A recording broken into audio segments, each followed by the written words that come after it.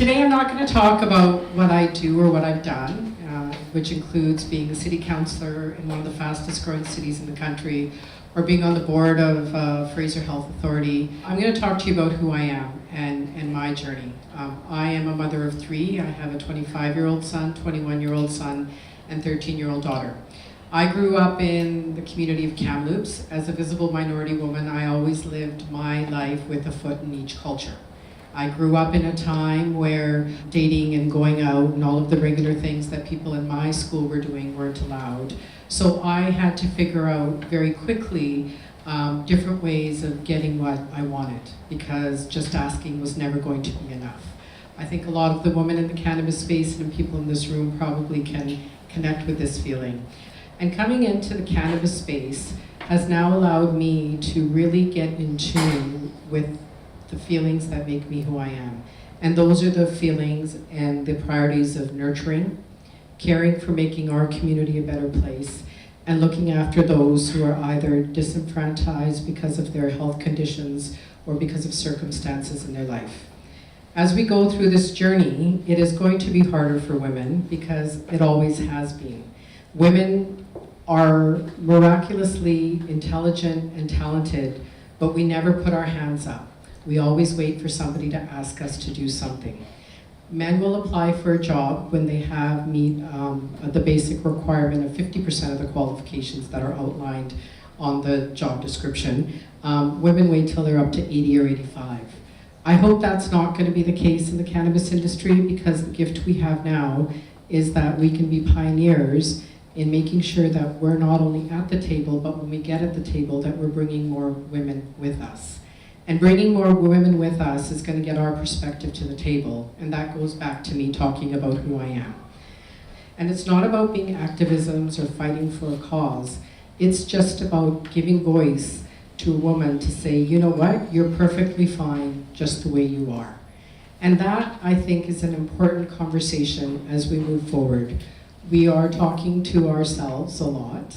We're in an echo chamber, which I think is a really good word to describe the people who are in the cannabis space. But people outside that space, and even my meetings this morning with government officials in Ontario, I am shocked every time at how little they actually know. And from my days of being elected, I realized that every day you had 5 pressing issues on your desk. But I'm not out there educating people as an expert on cannabis. Actually, in fact, I would be the first one to admit that I know very little. And actually that's been of benefit, because as I'm learning, I'm understanding the process that people are going through in their own minds when they're learning about cannabis and what things they hold value to. And I'll tell you what they hold value to. They hold value to the voices of mothers who are saying that this has helped my child. They're holding value to women who are care providers for their senior parents who are now taking it to relieve anxiety or to deal with stress. They know, as at 48 like me, that horrible menopause things looming pretty close, and there are significant both emotional, physical, and even spiritual changes that women go through. And cannabis is a product that can be a support and an aid to that. So, me being who I am, I like to share. There's some people find a great hair product, they don't want to share because they don't want everybody to have great hair like I have great hair. And trust me, I have friends and cousins like that. But there are others, when they find something, who want to make sure that everybody else in their life is benefiting how they have. Unfortunately, it's going to look very different in every province that we go to. And the fact that it looks different is going to have very different impact on patients. It's going to have very different impact on the people who have made a commitment to the cannabis industry, and it's going to look very different for regulators. And I'm saddened by the fact that nobody's sticking to the common goal, which is the Government of Canada and the courts have said that people need to have access to cannabis. It's a choice. We're responsible for making sure that it's available in a safe format. We're responsible for making sure that the communities that it is being sold in have the right to public safety and public health. But those things are still being talked about as if they are competing with each other, and they're not. So we have to change the tone of the conversation, and the change in the tone of the conversation is going to come from a change in how we approach cannabis itself. So share your stories, don't be shy.